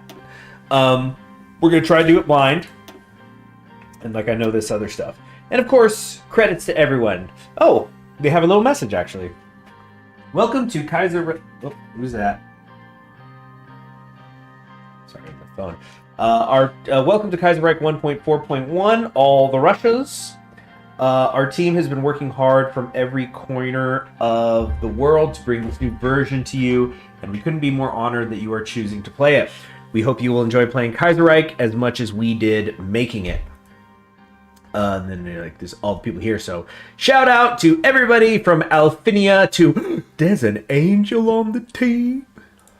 Actually, I'm gonna read all these for fun. Let's actually really shout them out. They're the ones who do this. Where I'm just out here yapping and playing. So thank you, Alfinia, Angel or Angel, as may be the case, Amber, Arvidus, Aginius, Awesome Guy 49, Black Falcon 501. I just love the just this cross section of internet names. Blackleaf, Cass Rabbit, Carmaine, Cazadorian, Claude Ash, Chasm, Chiang Kai Shrek, definitely winning right now. Chiang Kai Shrek. Oh man. that. Oh jeez. Freaking millennials will look at a name like Chiang Kai Shrek and think comedy, whereas Zoomers look at Pickle Rick and think the same. So who's really wrong here? Okay, Chiron 29, Cody. Okay, there's just a Cody. That's great. That's such Cody behavior right there. Hey, what's your you know, you got just like imagine, you know, it's the Justice League, everybody's assembling in the room, you know, the United Nations big round table, so you know, freaking King Arthur asks, you're just Chiang Kai Shrek. Welcome, good to have you here. You too, Black Falcon 501. Hey, has anybody seen Cody? Like, that guy. All right, Deliberus, der Erhein Racher. Okay, that's like German, right? What's that mean? I don't know. You try to find out. Okay, der Erhein Racher. Racher is it? Yeah, Bender. Okay, this is German for Der Ironracher is German for the Iron Avenger. What a name. Cherish the usernames. Oh, we should. And actually, I'm really pissed right now at Marvel Rivals. I was playing some of it. I do like it, but I just so the first time I played it, I was hopping on with some friends who had already been playing it. So I install it. And then it's like, okay, pick your username, and it's like, you got 60 seconds or whatever. So I just like thought of something, put it down, and then I'll just change it later, right? And then I finally decide, okay, I'm gonna go change it now. I have to pay in-game currency to change my name. I only get to do it once a week. And I was like, okay. But it's alright. I have, but it's like, oh, you can convert it from the other in-game currency you make for free, so you don't need to pay. That's what I thought, right? Then I found out if I even wanted access to the in-game currency exchanging mechanic, I would have to buy a battle pass. I mean, that's fucking bullshit. So I didn't do it. Did not do it. I encourage other people to not do it. I don't know, but it's like, I mean. We're a free country, a free world, do what you want. Like, one of the things I love about Kyla and the crony collabs that have been going on is it's like, they are the two wolves. Like when they're arguing about when she bought premium and fishing. Oh man, the two wolves inside all of our brains, but in a deadpan, dry humor voice. They're funny. So, yeah, now I'm stuck with this username whenever I want to play Marvel Rivals that I don't even like. And I had thought of a really, really good one too, actually. I was like, oh, this would be perfect. But it's just, nah, you gotta buy a fucking battle pass. And the thing is, you know what? I don't know how this works, but I'm assuming people get reported, people get banned. How does banning work? Is like the banning tied to the username? So it's essentially, is that their way of, okay, you want to be toxic and get banned? We permit that. You just got to pay money. You got to pay a fine every time you do. And this is how we do the fine. The sick part is there's a part of me that defends it. Okay. So let's continue here. Wait, what's... Oh god, did I disconnect? Shit. No, the music's still playing.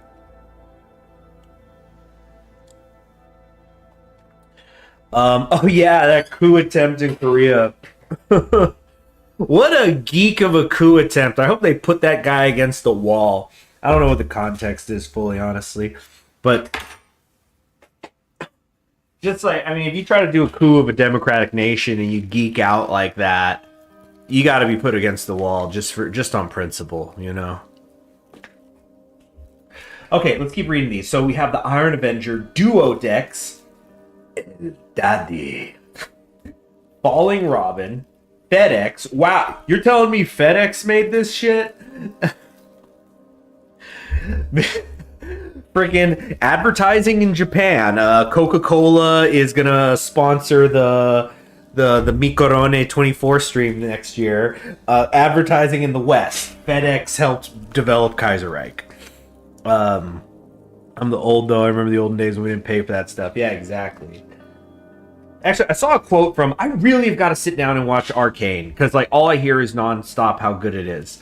But I saw a quote that I guess was from somebody who works for whoever's the company that makes League of Legends, and they were saying like we don't what was the saying? We don't make movies to sell skins. We sell skins to pay for the movies or something. I don't remember that. Hey there, WTS is in my crowd. I don't remember the thing. I'm mixing it up. A good old Flame Fang. Flame Fang need the soundboard. Flame Fang, wherever he is. Where's the... You know that... I saw a funny version of that Timmy... That meme of where Timmy Turner from who... Fairly Odd Parents is like praying. It's like, God, let this happen because it would be so fucking funny. But it was a version of it where it was like, God, I hope this person gets wait, hold on, I don't want to mess it up. It was so funny. Give me a moment here. Oh God, I can't find it. Damn it. But it was just like, dear God, I hope this person gets a lot of bitches. That's Flame Fang. Like his China work, all the work. It's just like wherever Flame Fang is in his and her life, I hope they're getting a lot of bitches. Okay. Frill Shark, Gaboemi, or Gaboemi, Hamfast. Oh, geez, that's Hamfast. That was an English name right there. Hazo, Ido, Igor, 050301, Jazzy Hugh. It's like Huey from The Boys, but he's got like a fedora on and sunglasses, and he's playing a saxophone. Jean Cadizian, or Jean Cadizian, Jerv, Johnny BL. There's a BL again.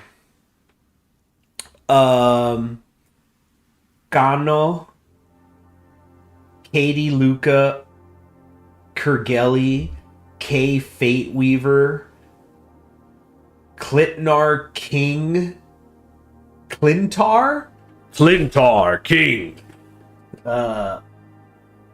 Croco. This I do not know this at all. Lemanmo, Luwofi, Matoro, Mick O'Mug. It's probably McGonagall, but it's Mick OMG Hall. Mr. Mano, like Mr. Hand. I don't know. Okay. Okay. MW / Milwaukee. I don't know what's going on there. Newt or Not. Newt. Pellman. PP Sirius. Purple Jinjo. RNK. Runk. Rune. Oh, I kind of like that. Just Rune. Sasha. Remember, there's girls on the internet, people. Shiro, Sunny O'Cad, Super Green Beans, or Super Green Beans. Oh, I saw the. It's I'm gonna go see War of the Rohirrim. I saw the Superman trailer. I think it'll. I mean, yeah, James Gunn, he does good work. Sasha could be a guy. You're right. Isn't there a Sasha in Yeah, there's a freaking Anna Karenina, isn't there? Oh yeah, Zimbabwe Solkal, he's great too, or they're great, whoever. Shiro, Sunny O'Cad, Super Green Beans. Oh yeah, okay, but I'm just there in the theater, and then like the Crypto, the dog, runs up, and I go, what? I think that is a very, I mean, I'm sure a billion people probably said this, but that seems to me a really clear message of where it's okay to have quote unquote childish things in here. And I say this as somebody who has been a Zack Snyder defender in his early career, certainly, definitely not now. Done fell off hard. I don't know who's fallen off harder, Zack Snyder or Ridley Scott. All right. I mean, we'll see. We'll see. We got Green Lantern. I mean, Guy Gardner. That's interesting. Because like I find interesting in any of the origin movie, cause it feels like when you're doing the superhero origin movie, you don't go straight for Joker, right? And you build up. You do one of the lesser, more direct, enemies. Like for Iron Man, you don't go straight to the Manchurian. So we'll see what they do. Like I'd be really surprised if there was a lot of Krypton stuff. I want that to kind of be held off a little bit. Oh, then again, it was just shots. I mean, it was just a trailer of shots without real spoilers, just showing, hey, here's some of the people here. Okay, enough all that off of Super Green Bean. So Suzuha, the alpha dog. I guarantee you, this guy is like probably so polite. He's just coming in, yo, y'all better fucking get your shit straight because I know how to dev this because I'm the alpha dog. Or then he's just going, excuse me, I just did a little bit of extra coding on, it's something that was going on with the 1937 event tree. I just went ahead and cleaned that up I had a few hours this weekend to do that. And, but I really couldn't have done it without, Chenkai Shrek over here, giving me some guidance. I don't know. It's just, people are going, this is why I tune in for CHG's, Kaiserreich Dev fan fiction radio.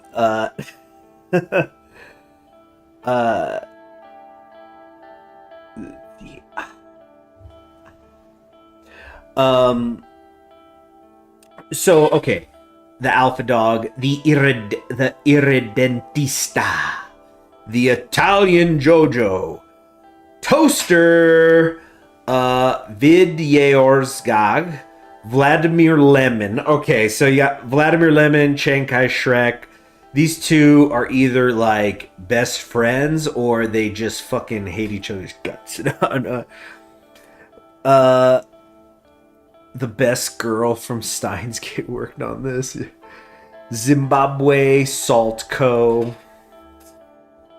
That's like best girl from Steins Gate. It's so funny whenever you're in an online game. I mean, you guys know I run in whole life circles, like in terms of the things I consume, but like, you're just like in a shooter game somewhere online, and it's like Inai's strongest soldier or something. You got some Takodachi gunning your ass down with like they got like a 24-3 KD ratio. Yeah, all right, repping their waifu. I guess it's like the online gaming version of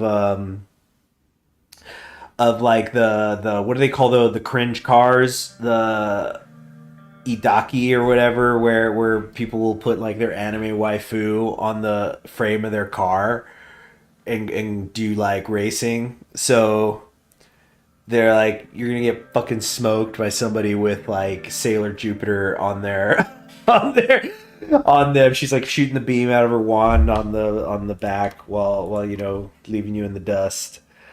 While they blast Carbonated Love on the speakers in the car.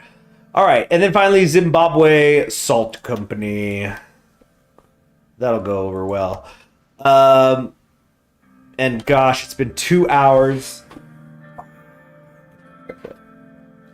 Truly a humbling experience, yeah. Yeah.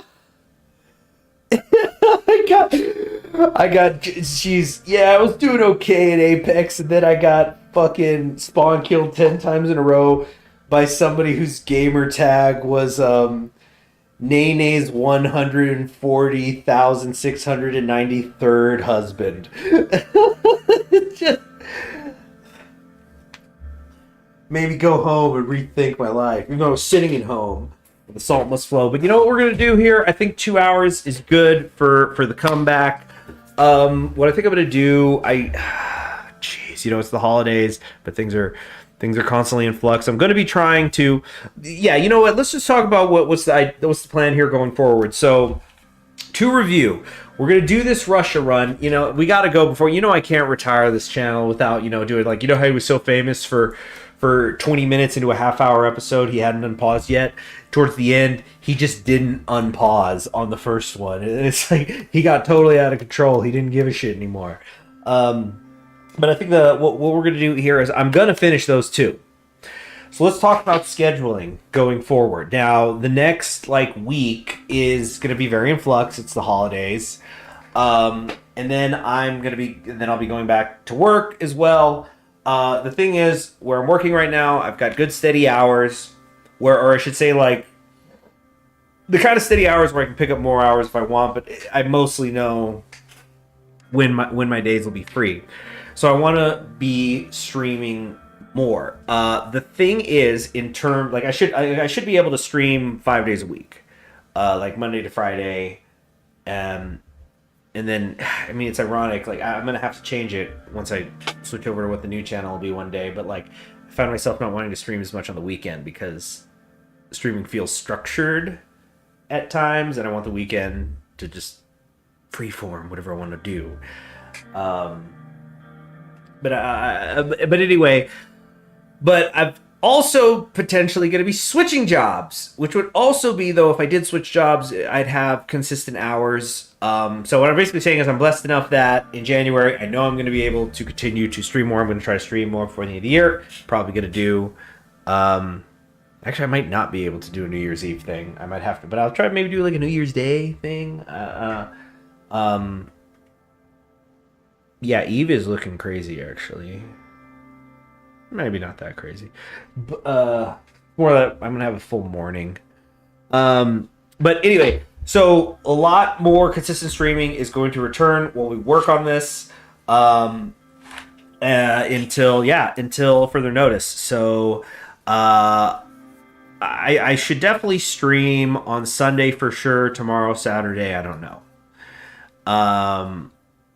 And then Monday I'll be able to get back to it. Well, then Monday's going to be the 30th, right? So, I'll get back in the community tab as well. But the point is, certainly once we're in the new year, I should be streaming 5 days a week. And for the foreseeable future, I should be able to stream at least 5 days a week. Regardless of where I'm at in terms of a job, of which one I'm working. So that's good news. So there should be much more consistent stuff now, which is why, could just do a couple hours here. And what I'll try to do today is put up a poll, I guess, and I'll probably just do another poll also in the actual live stream, but just saying, hey, do we want to go Democratic? Do we want to stick with Savinkov? Do we want to do a military coup? Just something like that. Just start taking the temperature of what people want me to try first. And then... Oh yeah, what the heck is this button thing? I'll figure it out later. Because I'm noticing when I was booting up on the YouTube studio that there's some new features, and I don't know what they're all about yet. I'll probably just play with that on my own time. But anyway, I'll see you guys Sunday at the latest. You guys have a pleasant weekend, and Happy New Year.